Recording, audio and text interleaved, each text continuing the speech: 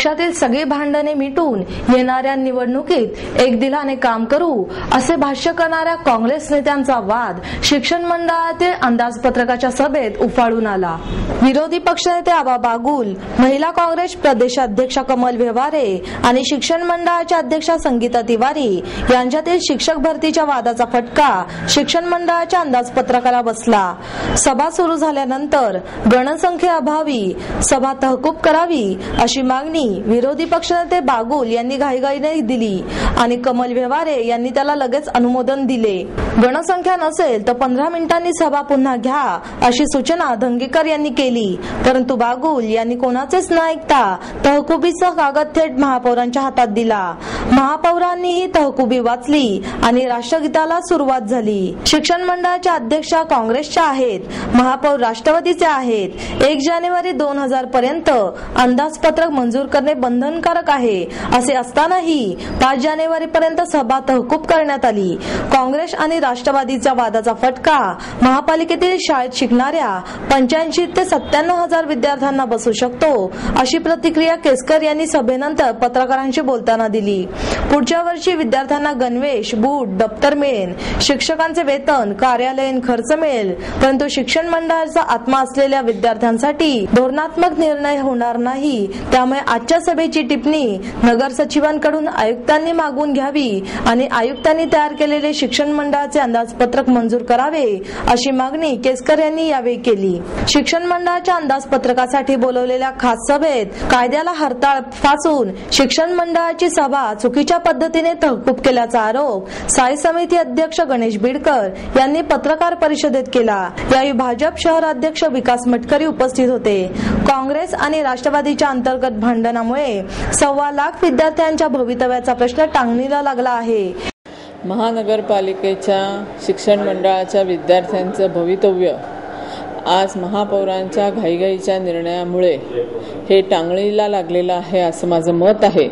कारण 31 डिसेंबर पर्यंत हे शिक्षण मंडळाचं बजेट मान्य होणं आवश्यक होतं आणि त्यासाठी म्हणून आज सभा चालू असताना ती तहकूब करण्यासाठी म्हणून काँग्रेस पक्षाचे नेते आबा बागुल यांनी तहकुबी मांडली आणि त्याला महापौरांनी पाठिंबा दिल्यामुळे आज या 80,000 विद्यार्थ्यांचं भवितव्य हे टांगणीला लागलेलं आहे। कारण जर का हे बजेट मान्य झालं नाही तर त्या विद्यार्थ्यांना मिळणाऱ्या ज्या सुविधा आहेत त्या सुविधांमध्ये कमतरता निर्माण होईल आणि शिक्षण मंडळाच्या बाबतीमध्ये आतापर्यंत जी ओरड असते त्यासाठी म्हणून काँग्रेस पक्षाने आणि राष्ट्रवादीने एकत्र येऊन या विद्यार्थ्यांचा घात केला असं माझं मत आहे। यामध्ये 1 जानेवारी पर्यंत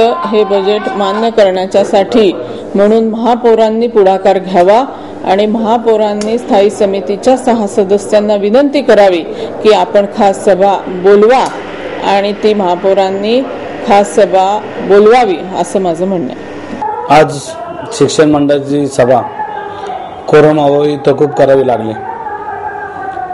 हे करत असताना साधारण उद्या किंवा परवा त्यांनी घ्यायला पाहिजे 1 तारखेच्या अगोदर, परंतु महापौर काँग्रेस राष्ट्रवादी यांच्या अंतर्गत वादामध्ये ही 5 तारखेला गेली असं वाटतंय।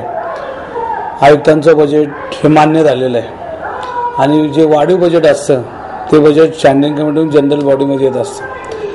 तर आज ज्या पद्धतीनं बजेट झालंय, बजेटला विलंब होतोय, तर सर्व पक्षांनी एकत्र येऊन महापौरांनी एकत्र येऊन चेअरमन स्थायी समितीचे आयुक्त बैठक घेऊन लवकरात लवकर याचा निर्णय घेतला पाहिजे। कारण येणाऱ्या पुढील वर्षामध्ये विद्यार्थ्यांचं नुकसान टाळावं, त्यांना शैक्षणिक साहित्य संपूर्ण मिळावं ह्या हेतूने सगळ्यांनी एक समन्वय पद्धतीने निर्णय घेऊन त्यातला मार्ग काढावा। मी आता पहिल्यांदा तुम्हाला बोललो की ह्याच्यामध्ये त्यांच्या अंतर्गत धुसफूस असू शकते आणि काँग्रेस राष्ट्रवादी एकमेक हे 2 महिने कुरघोडी करणार आहे आणि या कुरघोडीमध्ये पुणेकरांचा बळी जाऊन अशी त्यांना विनंती करणार की पुण्याच्या विद्यार्थ्यांसाठी तुम्ही तुमचं स्वतःचं राजकारण बाजूला ठेवून विद्यार्थ्यांच्या हितासाठी काम करावं यासाठी आम्ही त्यांना विनंती करणार आहे आज।